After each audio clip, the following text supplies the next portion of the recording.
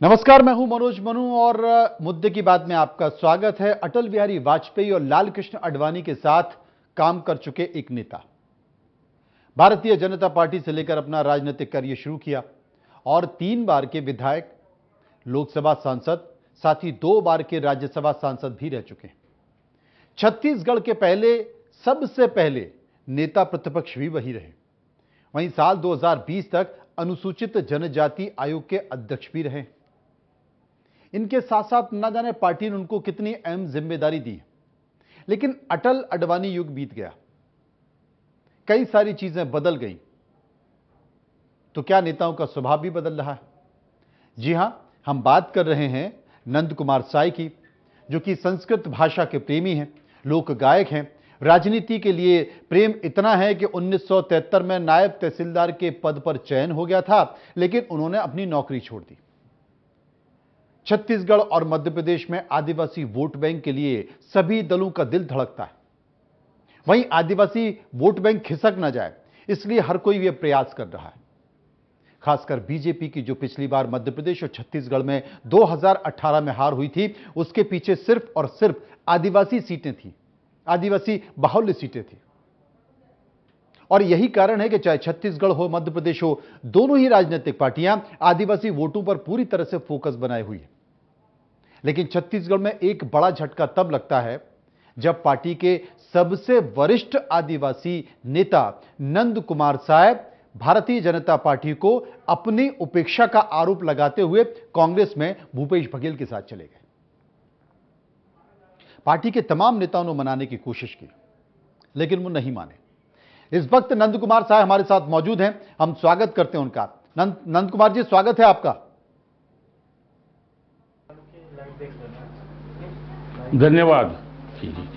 नंद कुमार जी, बड़ा लंबा आपका अनुभव रहा है, केंद्र में भी महत्वपूर्ण पदों पर आप रहे हैं, मध्य प्रदेश, छत्तीसगढ़ में रहे हैं और सबसे पहले नेता प्रतिपक्ष रहे। आपकी गाड़ी पर अभी भी लिखा रहता है कि प्रथम नेता प्रतिपक्ष, हमने वो देखा है। लेकिन ऐसी क्या बात हो गई कि इतने साल तक आप बीजेपी में रहे, बीजेपी की नीति और नेता और नियत सब पर आपको भरोसा रहा जी, लेकिन अचानक से आपका मन खट्टा हो गया, अचानक से आपको बुरा लगा और आप भारतीय जनता पार्टी की इतने साल पुरानी पार्टी को, उसके प्रति समर्पण को छोड़कर आप कांग्रेस में चले गए। उस कांग्रेस में चले गए जिस कांग्रेस को आपने सालों तक कोसा है। कारण क्या लगा? कौन सी बात आपको बुरी लगी? हम जानना चाहते हैं, अंदर की बात कौन सी है?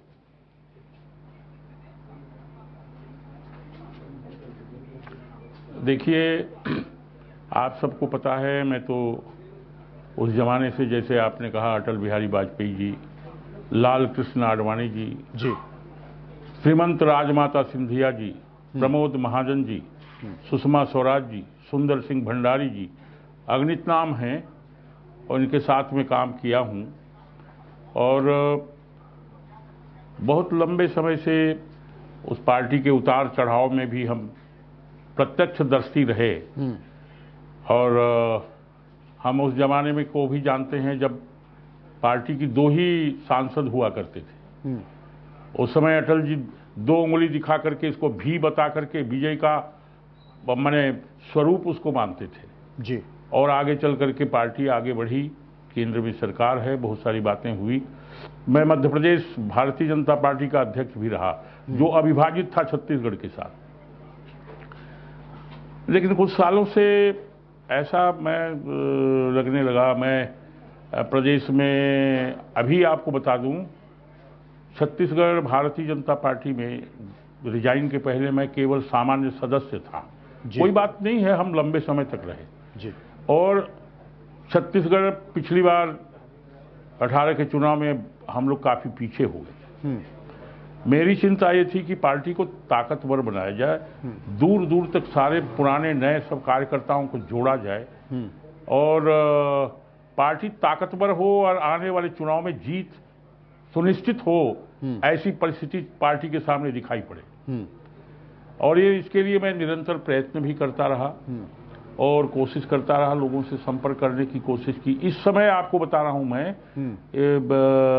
इस पार्टी से रिजाइन करने के पहले तक मैं केवल सामान्य सदस्य था भारतीय जनता पार्टी छत्तीसगढ़ जी। और मैं इसमें भी कोई दिक्कत नहीं, बुराई नहीं। पुराने बड़े नेता जब आते थे तो मैं कार्यालय भी जाता था, कोशिश करता था उनसे मुलाकात हो जाए। बड़ी बड़ी लंबी चौड़ी बैठकें होती हैं आजकल और समय नहीं मिल पाता था। कुछ कुछ लोगों से मिला भी, कुछ बातें मैंने बताई कि यहाँ ऐसी ऐसी स्थिति है, इसको जरा ठीक किया जाए। और केवल रायपुर में बैठकें अब बंद कर दीजिए, समय नहीं है। अब नीचे हमें जाकर के कार्यकर्ताओं से मिलना चाहिए, बैठकें करनी चाहिए, वहाँ क्या परिस्थिति है वो जानने की कोशिश करना चाहिए। कोई समस्या है तो उसका निवारण हो। पिछली बार जब हारे तो मैं ज्यादा बुरी लगी, कौन सी चीज आपको सबसे ज्यादा बुरी लगी? कि पार्टी की कोई ऐसी, मैं ये कोशिश करता था पार्टी ठीक हो और उसके लिए एक बात के लिए मैं चिंतन करने के लिए आग्रह किया करता था कि ये जो पिछली बार इतनी भयानक हार हुई, 3 बार हम पहले सरकार में रहे, 2003, 2008, 2013 और 18 में हार गए। इसका कारण क्या है, इस पर कभी ना कभी विश्लेषण करिए, इस पर चिंतन करिए और नीचे के कार्यकर्ताओं से भी राय मशविरा करना चाहिए ताकि आने वाले समय में हम उस दोष को दूर करके पार्टी को और ताकतवर बना सकें। अच्छा, एक चीज बताइए, इस पर चिंतन बहुत ज्यादा नहीं हुई। एक नंद कुमार जी एक चीज बताइए, चूंकि आप संवैधानिक पद पर बैठे हुए थे, आप अनुसूचित जनजाति आयोग के अध्यक्ष के पद पर बैठे हुए थे, तो स्वाभाविक तौर पर 2018 में आप सक्रियता के साथ चुनाव प्रचार नहीं कर सकते थे, कैंपेन नहीं कर सकते थे, पॉलिटिकल रैलियां नहीं कर सकते थे। लेकिन मैंने आपसे फिर कहा, 2018 में हार के पीछे के कौन से बड़े कारण 3-4 बता दीजिए।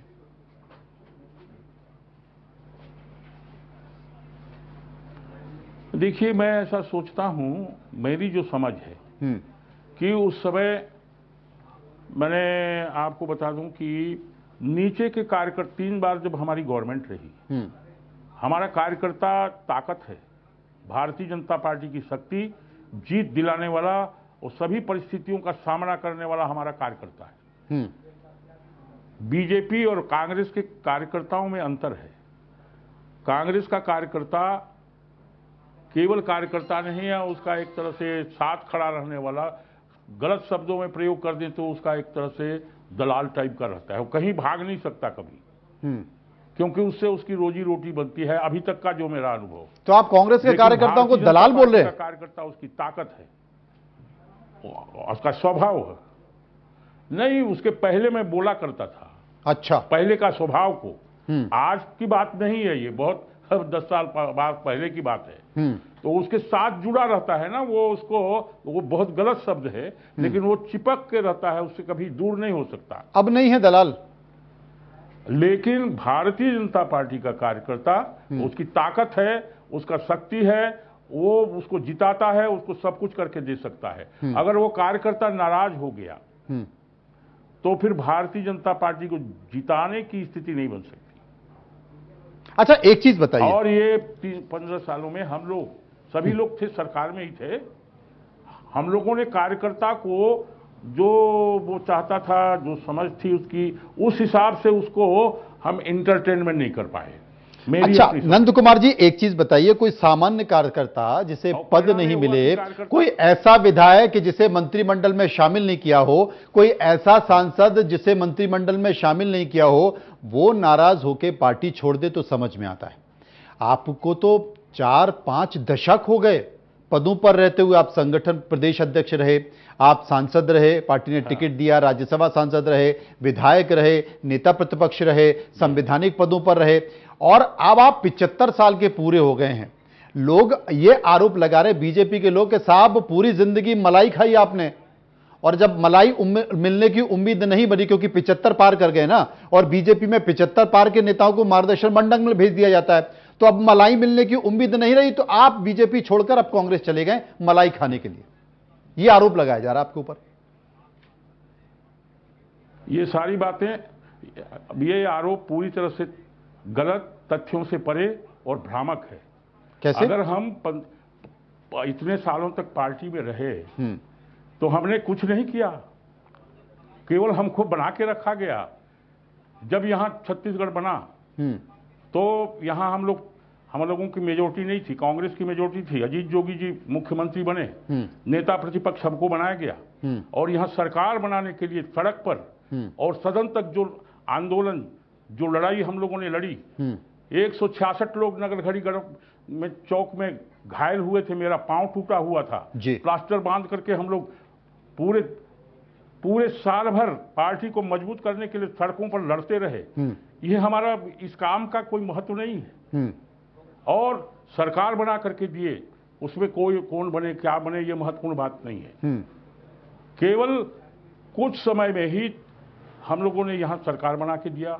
हम 2003 2008 में भी प्रचार में आए, उस समय भी सरकार बना करके दिए। 13 तक हम सरकार में रहे। उसके बाद से थोड़ा मैंने पार्टी को कहा था कि अब थोड़ा पार्टी को और समझ लेना चाहिए, आगे गड़बड़ ना हो।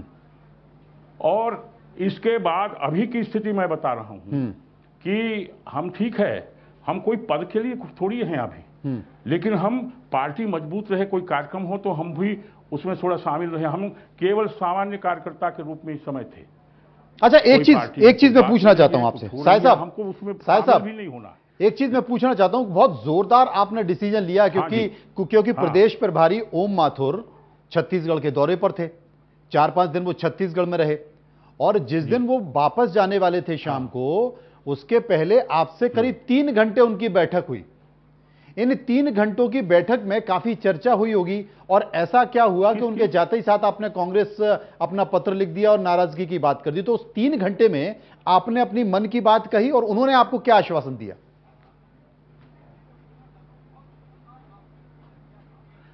किसने बता दिया आपको कि वो ओम माथुर के साथ मैं बैठक में था? आपको किसने दिया जानकारी? मुझे वहीं से जानकारी गलत है। हम कोई बैठक में, इस तरह की बैठकों में हम रहते नहीं थे। पूरी तरह गलत है। नहीं, हमको कोई बैठक में नहीं बुलाया जाता। मुझे ये बताया नहीं, बैठक में नहीं बुलाया गया। आपकी 1 to 1 बैठक में नहीं बुलाया गया। आपकी 1 to 1 ओम माथुर से हाल के में जो दौरा हुआ है छत्तीसगढ़ में उनका, आपकी 1 to 1 बैठक हुई कि नहीं हुई, ये बताइए। पूरी नहीं हुई है, पूरी तरह गलत है। ओम माथुर जी से हमारी मुलाकात नहीं हुई। कब से नहीं हुई? सामान्य सदस्य थे। किसी कार्यक्रम में, किसी बैठक में हमको बुलाया नहीं जाता था। जब से ये छत्तीसगढ़ बना है जी, और ये जो हमारी पार्टी यहां आई है, तब से मैं इस कोई कमेटी में नहीं हूं, मैं कोर ग्रुप में नहीं हूं, मैं चुनाव समिति में नहीं हूं, मैं वित्त समिति में नहीं हूं, केवल सामान्य जो कार्य समिति होती है उसका सामान्य सदस्य हूं। नहीं तो इस बात की पीड़ा आपने ओम माथुर से कही, जो कि प्रदेश प्रभारी हैं। इस बात की पीड़ा आपने जामवाल जी से कही। इस बात की पीड़ा आपने शिव प्रताप से कही, जो कि संघ के नेता जी को नहीं, केंद्र के। आप सुनिए जरा मेरी बात, आप लोग बताइए, मेरी बात सुनिए। मैं केंद्र की सारी टीम को बताया, मैं प्रदेश के इन सारे लोगों को मैंने सूचना दी कि ऐसी ऐसी बात हो रही है, पार्टी को मजबूत करना है। हाँ, अब 2 साल 1 साल हो गया कम से कम, जो लगातार मैं केंद्र को और यहाँ के सारे लोगों को संपर्क में करके और बात पहुंचाने की कोशिश करती रही, लेकिन मेरे साथ में किसी ने भी चर्चा करने की कोशिश नहीं की। आपने मैं लगातार केंद्र में भी यहां से मैसेज करता था कि छत्तीसगढ़ की स्थिति पर मैं बात करना चाहता हूं, इसलिए हमें समय दिया जाए। कहीं अवसर नहीं मिला, कहीं समय नहीं मिली। हां, और यहां तक कह दिया गया कि बोले ठीक है, बात तो आगे हो जाएगी जब समय में होगा। मैं ऐसा मानता हूं कि मुझे अभी कोई पद की, बड़ी प्रतिष्ठा की जरूरत नहीं है। मेरी एक ही जरूरत थी कि पार्टी को मजबूत किया जाए। सारे जो गांव में, दूर दराज में, जिलों में नए पुराने वरिष्ठ लोग सबको एक जोड़ करके चुनाव के पहले इस पार्टी को मजबूत कर दिया जाए, तो जीत की माने सेनानी बन करके सब जगह खड़े हो सके। अच्छा नंद कुमार जी, एक चीज बताइए। इसके लिए मैं लोगों से संपर्क करने का, बैठक करने का, उनसे चर्चा करने का प्रयत्न करता रहा। नंद कुमार जी, मध्य प्रदेश में भी यही हालत है, छत्तीसगढ़ में भी यही हालत है। जो पुराने नेता हैं वो अपने आप को असहज महसूस कर रहे हैं, उन्हें घुटन सी हो रही है। मध्य प्रदेश में भी कई नेताओं के नाम आ रहे हैं, छत्तीसगढ़ में भी कुछ इसी तरह आ रहा है। ऐसा क्यों हो रहा है? इसके पीछे के कारण क्या है? क्या क्या क्या कोई सुनने वाला नहीं है क्या? आप पत्रकार हैं, जरा खोजिए ना कारणों को, पूछिए। आपकी भी जवाबदारी और जिम्मेदारी है, आपकी ड्यूटी है।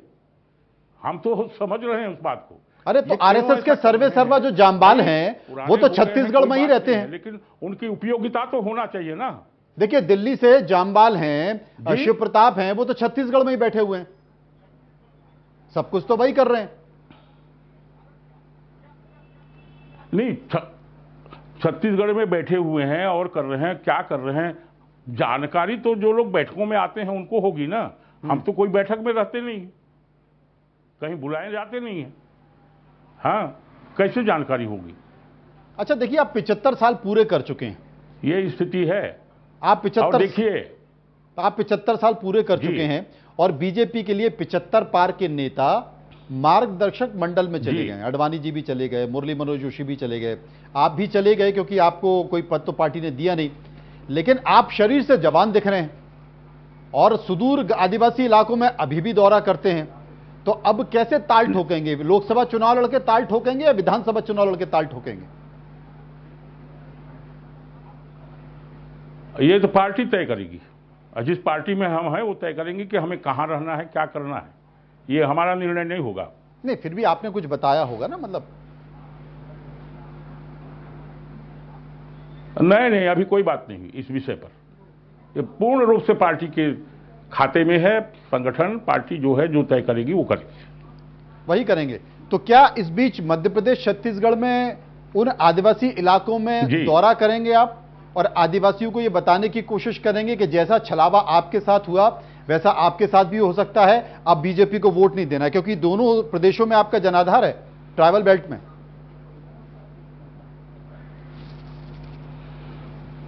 वो पार्टी तय करेगी ना, मैं नहीं तय करूंगा। जहां जहां भी, जिस जगह पे, जिस प्रदेश में, जिस क्षेत्र में प्रचार के लिए बात कही जाएगी पार्टी की तरफ से, उसको फॉलो करेंगे। अब उसको उसी दृष्टि से आगे काम में हम बढ़ेंगे। एक पीड़ा तो यहां पर नंद कुमार जी समझ में आई है आपकी कि आप लोगों ने मेहनत की और सरकार बनाई। अजीत जोगी की सरकार के बाद आपने मेहनत करके सरकार बनाई, बीजेपी की सरकार बनी, और उस सरकार बनने के बाद जो महत्व आदिवासी वर्ग को मिलना चाहिए, आदिवासी लीडरशिप को मिलना चाहिए, जो महत्व ओबीसी वर्ग को मिलना चाहिए, वो महत्व उस सरकार में नहीं मिल पाया। ये आज भी इस बात की चर्चा चलती है। तो उसके लिए आप जिम्मेदार किसे मानते हैं, और क्या आपको लगा कि कम से कम छत्तीसगढ़ को आदिवासी मुख्यमंत्री मिलना चाहिए, जो नहीं मिल पाया? लंबे समय से उसकी मांग होती रही, क्योंकि अजीत जोगी के बाद कोई आदिवासी मुख्यमंत्री बन ही नहीं पाया।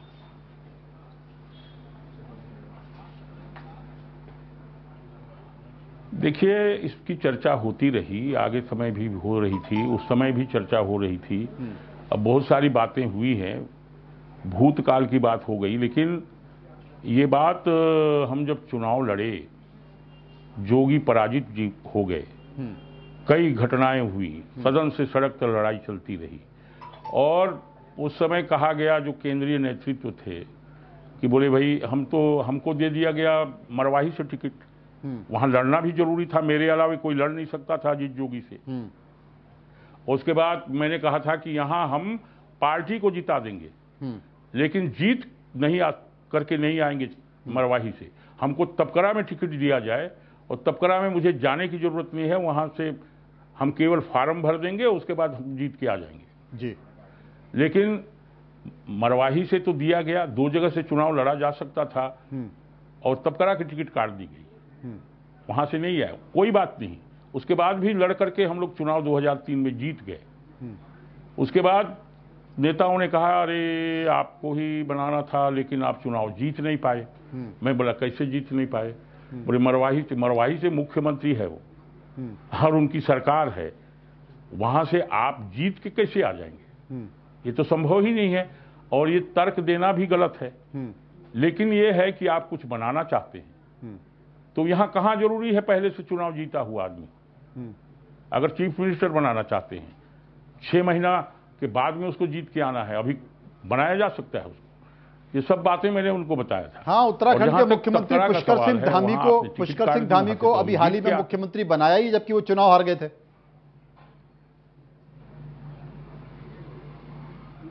नहीं, वो आवश्यक नहीं है ना, संविधान में प्रावधान है उसका। आप 6 महीने के बाद आप कभी भी उसको कहीं से वो जीत के आ जाएगा, चुनाव लड़ लेगा, क्या करेगा वो उसका काम है। पहले से कहां मैंने चुनाव जीता हुआ होना जरूरी नहीं है। हाउ ये सब नहीं हुआ, तो ये साजिश हो गई आपके साथ? कोई बात नहीं है, और अंत में वहां चुनाव लड़ जी, साजिश हो गई आपके साथ? साजिश तो होती रही कई बार। नहीं, इसमें शामिल कौन था? इस साजिश में कौन शामिल था? जी, ये जो लोग थे बनाने वाले नीति कानून, ये प्रदेश के देश के जो भी लोग थे, वो और सब नाम हैं तो उसमें बताइए। जो थी, वही शामिल थे। नाम तो बताइए। नाम क्यों बताना है, आप समझ लीजिए जो लोग थे उस समय। अरे हम अंतर्यामी है क्या, हम तो दिल्ली में बैठे हैं। जो समझ रहे थे क्या करना है क्या नहीं करना है। नहीं तो दिल्ली में बैठे हैं आप, सब जगह देखते रहते हैं, गिद्ध दृष्टि आपकी सब जगह रहती है। अच्छा, हाँ, तो अब अगला कदम क्या है? वही लोग थे जो लोग शामिल हुए। जी, अगला कदम क्या है? अगला कदम तो हो गया, कांग्रेस पार्टी में आ गए हैं।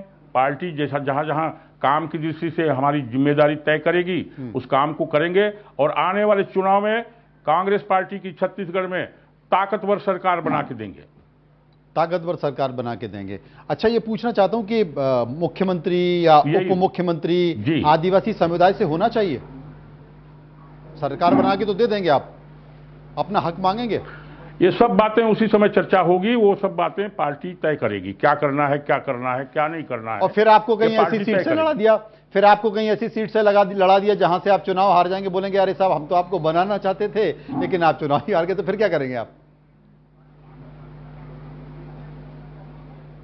अब देख लेंगे ना उस समय क्या है, कौन सी सीट है जो चुनाव हार जाएगा, देख लेंगे कहां लड़ना है, क्या करना है, जीतना है हारना है, ये सभी बातों पर गंभीरता से विचार होगा आने वाले समय में।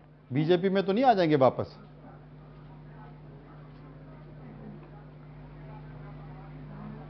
नहीं, ऐसा कभी होता नहीं है, हम तो अभी आए हैं कांग्रेस पार्टी में, फिर क्यों ऐसा कोई व्यक्ति कर नहीं सकता, उसकी इस तरह की स्थिति कोई अगर करता होगा तो मुझे नहीं मालूम है, लेकिन कोई भी इस तरह से दलांतरण करता है तो वो बैक होता नहीं। कोई परिस्थितियां बहुत लंबे काल में कभी होती है तो होती है, इस तरह की कल्पना की ही नहीं जा सकती।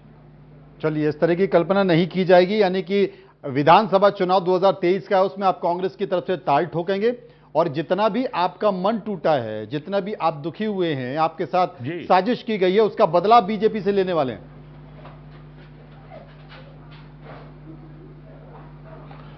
भारतीय जनता पार्टी अपना काम करेगी, कांग्रेस को पूरी ताकत से जिताने का काम हम करेंगे, ताकि अब तक की जो रिजल्ट है उससे भी सर्वश्रेष्ठ और बेहतर रिजल्ट आ सके छत्तीसगढ़ में, इसके लिए हमारा प्रयत्न होगा। चलिए, बहुत बहुत शुभकामनाएं आपको नंद कुमार जी, आपने हमसे चर्चा की, तमाम मुद्दों पर खुलकर बातचीत की, बहुत बहुत शुभकामनाएं आपको। बहुत बहुत धन्यवाद, आपने बात की हमसे।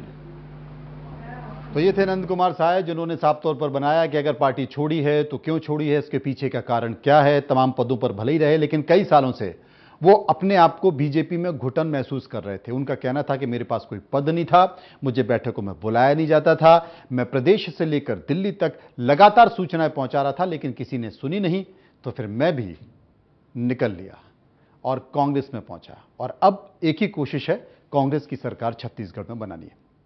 तो फिलहाल इतना ही, आप चलते रहिए इंडिया न्यूज़ के साथ। नमस्कार।